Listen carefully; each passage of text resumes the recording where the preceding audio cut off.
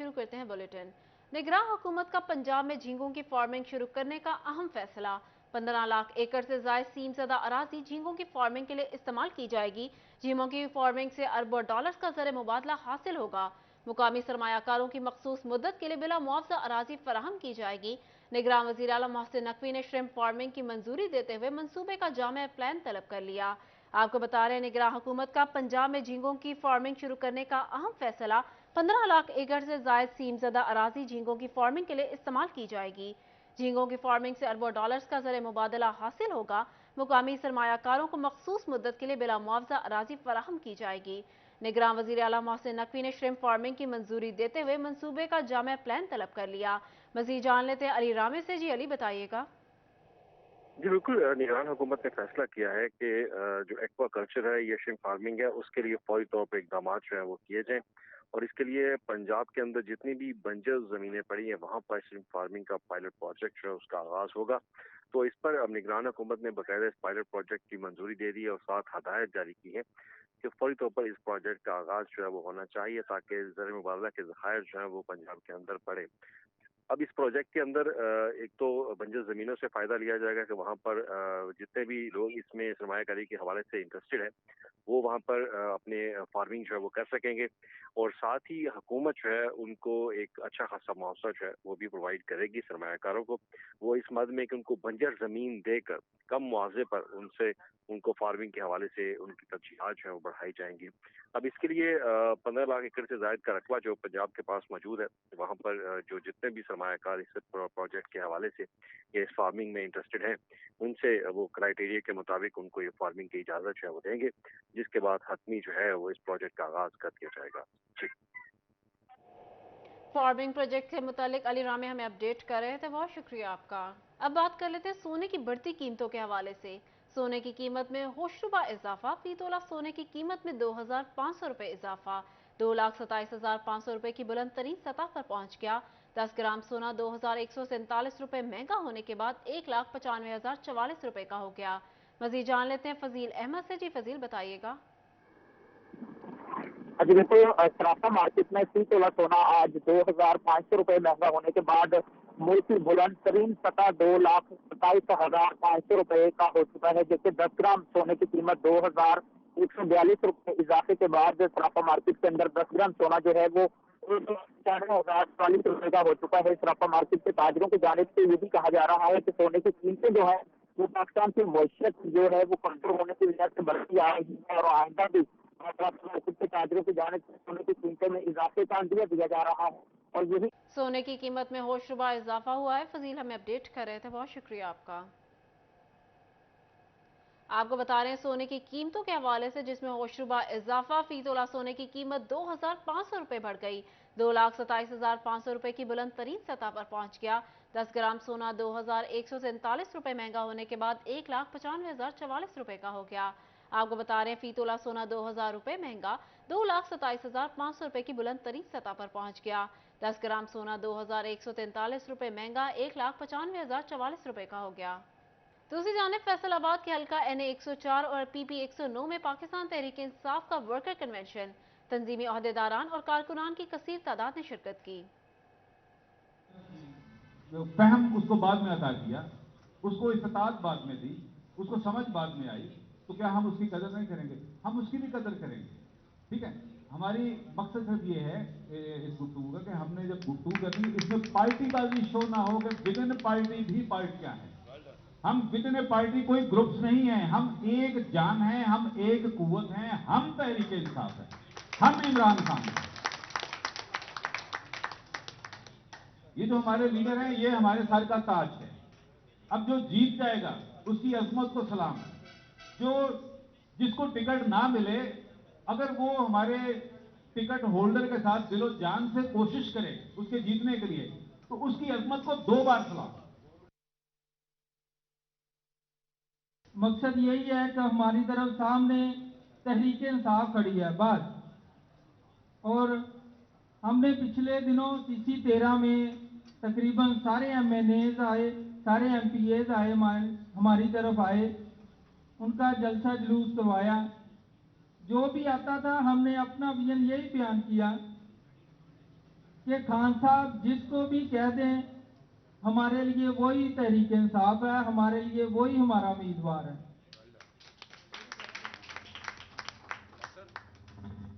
तो आज भी हम इसी मकसद के लिए खड़े हुए हैं कि खान साहब जिसको सिलेक्ट कर देंगे हमारे लिए वही हमारे सर का ताज होगा।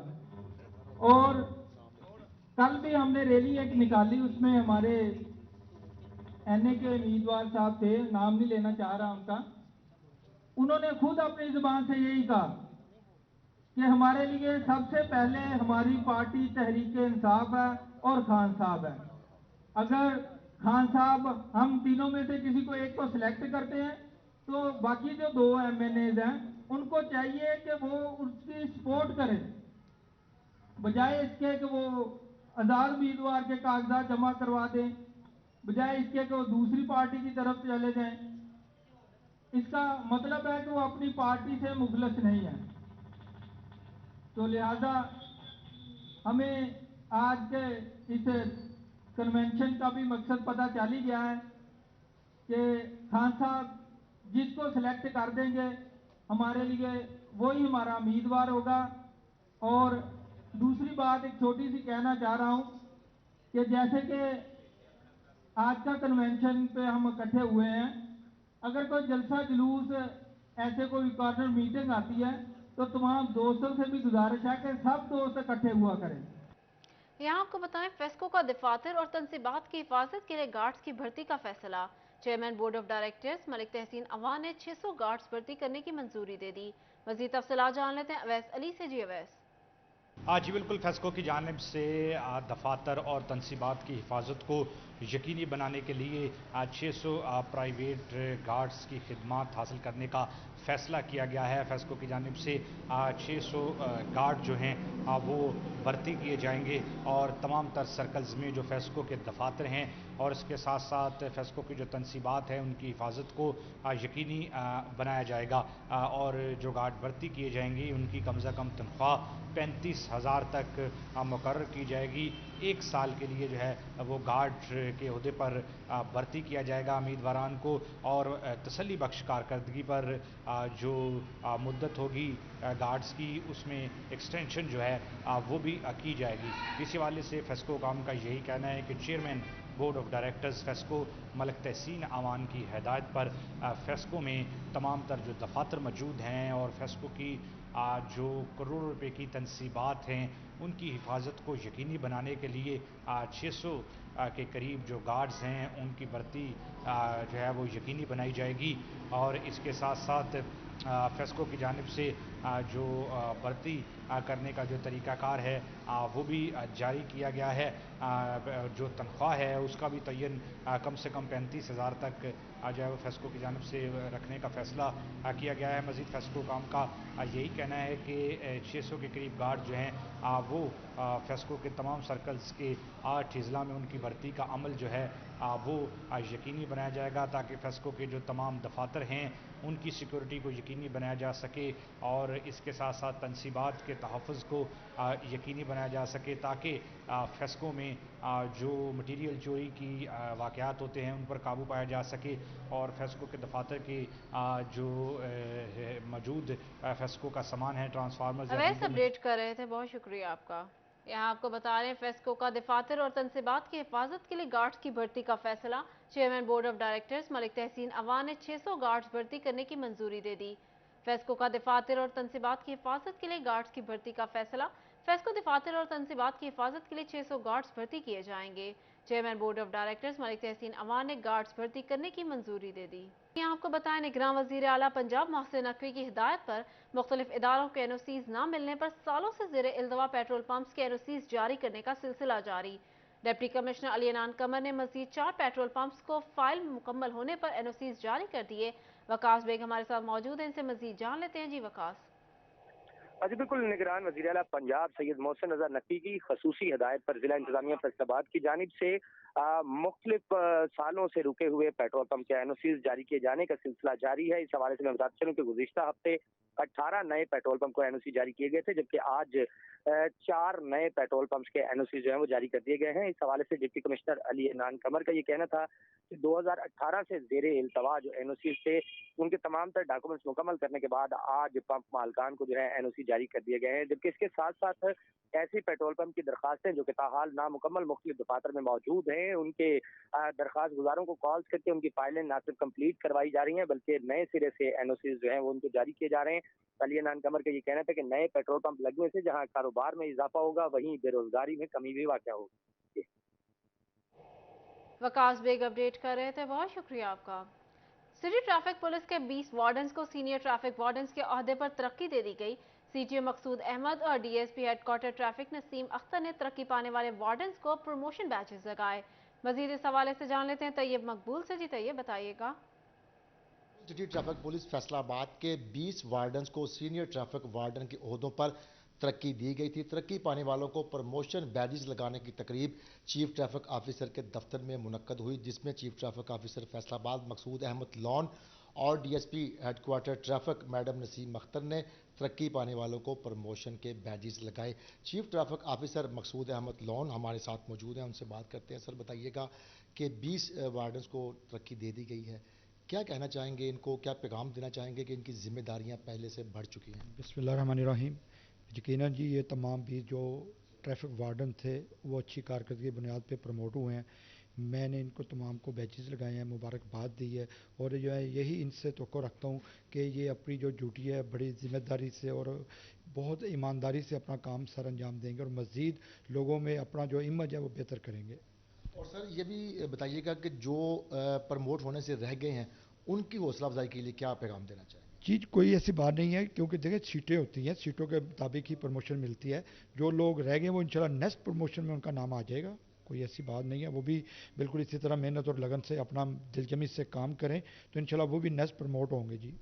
चीफ ट्रैफिक ऑफिसर फैसलाबाद मकसूद अहमद लॉन की जानब से तरक्की पाने वालों को मुबारकबाद भी दी गई है और साथ ही साथ ये भी उनकी जानब से कहा गया कि इनकी जिम्मेदारियां बढ़ गई हैं। पहले भी वो अपनी कारकर्दगी की बुनियाद पर तरक्की के अहल साबित हुए हैं, इसी तरह मज़ीद वो मेहनत करते रहें तो मज़ीद तरक्की के लिए भी वो अहल साबित होंगे। इसी के साथ साथ जिनकी तरक्की अभी तक नहीं हुई उनको भी सीटीओ की जानब से ये पैगाम दिया गया कि कम सीटों की वजह से कम तरक्कियाँ की गई हैं। अपडेट कर रहे थे, बहुत शुक्रिया आपका।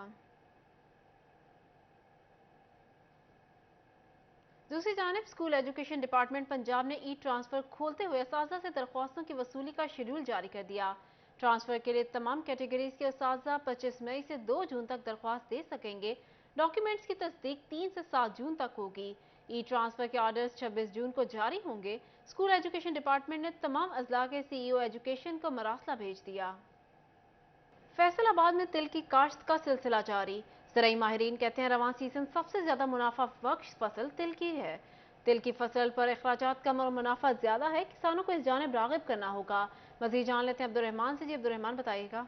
जब बात करें तिल के हवाले से तो ज़राई माहिरीन का ये कहना है कि तिल की काश्त इस साल की सबसे ज़्यादा मुनाफा बख्श काश्त साबित हो सकती है और पिछले बरस भी ज़्यादा मुनाफा कमाया गया था। इस पर कम अखराजात होते हैं जबकि प्रॉफिट रेशो इसकी खासी ज़्यादा, और इसके अलावा ये फसल 3 से 4 महीनों में मुकम्मल हो जाती है और अभी ये काश्त हो रही है 3 से 4 महीनों में। अगर 8 से 10 मन हो जाती है तो इसका 20,000 रुपये मन जो है वो रेट मुकर्रर किया गया और इसके अलावा बताया जा रहा है कि यहाँ पर 10 मन होने की सूरत में सीधी 2 लाख रुपए की फसल हो जाती है। यूबर सर्च से इसका जो सर्टिफाइड बीज है वो भी हासिल किया जा सकता है और इसकी एक्सपोर्ट का अगर तखमीना लागत लगाया जाए तो पिछले वर्ष 100 अरब रुपये की एक्सपोर्ट हुई है और ये पिछले 3 से 4 साल में 10 अरब से 100 अरब रुपये तक की पहुंचाई गई और उसके बाद जो रवां बरस से इसकी एक्सपोर्ट का टारगेट वो 200 अरब रुपया सेट किया गया। तो इस सिलसिले में किसानों को ये हिदायत जारी की जा रही है कि इस फसल को ज़्यादा काश्त किया जाए, ये कम खर्च में ज़्यादा मुनाफा देने की। अब्दुर्रहमान अपडेट कर रहे थे, बहुत शुक्रिया आपका।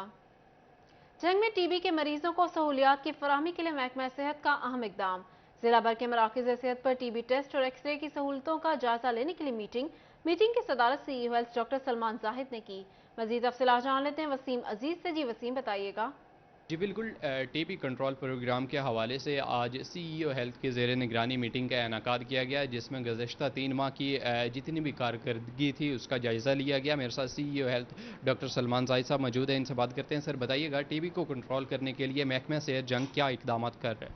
बिस्मिल्लाहिर्रहमानिर्रहीम। आज इस सिलसिले में हमने अपने सारे डिस्ट्रिक्ट के जो हेड्स हैं डिपार्टमेंट्स के, हमारे टीबी के हवाले से डॉक्टर साहब, एक लैब से मुतालिक और एक पैरामेडिकल स्टाफ, उसको हमने बुलाया हुआ है और हम रिव्यू कर रहे हैं कि हमारा क्वार्टरली जो मीटिंग में कहाँ पे किस जगह हम खड़े हैं टीबी की सहूलियात, लोगों को इलाज मुआवजे की सहूलियात पहुँचाने के सिलसिले में।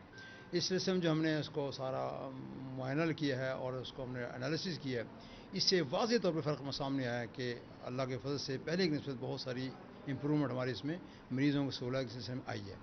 स्पेशली मैं जिक्र करूँगा हमारे DH हॉस्पिटल में, जहाँ पे हमने उसको टीबी क्लिनिक को सेपरेट करके और उसमें सहूलियात का मज़ीद इजाफा किया है। हर सेंटर में हमारे जीन एक्सपर्ट मशीन मौजूद है और डिपार्टमेंट की इंस्ट्रक्शन के मुताबिक हर जो केस हमारे पास आता है सस्पेक्टेड की, उसका जीन एक्सपर्ट कराना बहुत ज़रूरी है। इस सिलसिले हमारे सारे सेंटर्स में वो मशीन भी एक्टिव है और फंक्शन है। तो ये सिलसिले में आज हमने डॉक्टर साहबान को और उनके पूरे स्टाफ को बुलाया हुआ है ताकि उनकी कारकर्दगी का मज़ीद जायज़ा लिया जा सके और आइंदा के लिए इसको मज़ीद बेहतर किया जा सके। जी बिल्कुल, इनका यही कहना है कि टीबी को कंट्रोल करने के लिए इकदाम का सिलसिला जारी है। डिस्ट्रिक्ट हेडक्वार्टर हॉस्पिटल समेत दिगर जितने भी मराकज़ सेहत हैं वहाँ पर अपडेट कर रहे थे, बहुत शुक्रिया आपका। Faisalabad chamber of commerce and industry में ऑल पाकिस्तान फर्नीचर एसोसिएशन का इजलास, चेयरमैन एसोसिएशन सईद इकबाल मिर्जा अफजल समेत दीगर ने शिरकत की। इजलास में इजाफी टैक्सेस के खात्मे की अपील की गई।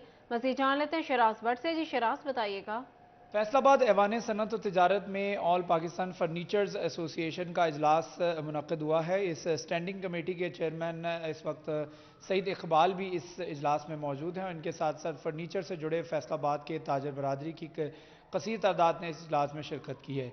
इजलास की सदारत जो है वो असलम भल्ली कर रहे थे, जो कि नायब सदर Faisalabad chamber of commerce industry के। इस मौका पर फर्नीचर्स एसोसिएशन की जानिब से सईद इकबाल की जानिब से असलम भली को बताया गया, उनके नोटिस में लाया गया कि इस वक्त फर्नीचर का जो कारोबार है उसको बेबहा टैक्सेस की वजह से बहुत सारे मसाइल का सामना है, जिसकी वजह से हमारा सेक्टर जो है वो बहुत ज़्यादा मुतासिर हो रहा है।